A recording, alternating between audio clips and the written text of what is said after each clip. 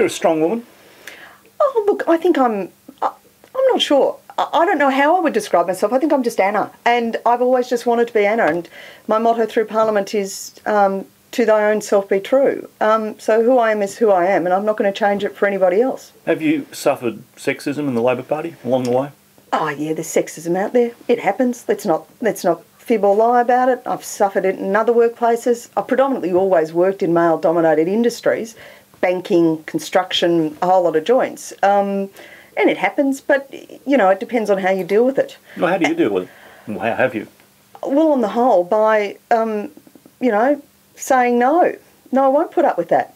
And I can remember one phenomenal occasion where I was pretty young and pretty inexperienced, my first full-time job, and I said to a male superior, no. And it was like, you can't actually address and talk to me like that. So, but it's hard. Well, and they'd ask you to do something improper, or? Oh, yeah, it was just, you know, I can't even distinctly remember, but I just remember saying no. And it was like this revelation of, well, you can't address me like that. It was more the terminology and what they were saying and how they were saying it. They thought they were funny.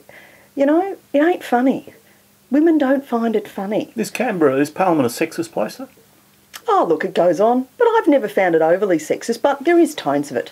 It's, you know, let's not get away from it. Let's just say to everybody, we're the example from the nation. You know, we shouldn't be going down that path on any time and occasions. You know, and there's been some great interjections people have found funny, but when you reflect on them, you know, it was pretty sexist. It was pretty rude. The name calling's not all that healthy, though, is it? No, I know this is political and possibly you don't want to get into it, but to be calling somebody a misogynist is pretty hurtful. Yeah.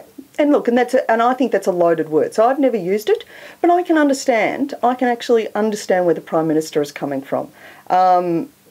It's not a term I would use because I think it carries connotations that goes beyond. And I don't think the issue should be about someone liking or hating women. I think it's about showing respect to the position, and that's the bottom line. Leave aside who's in the job, show respect to the person in it.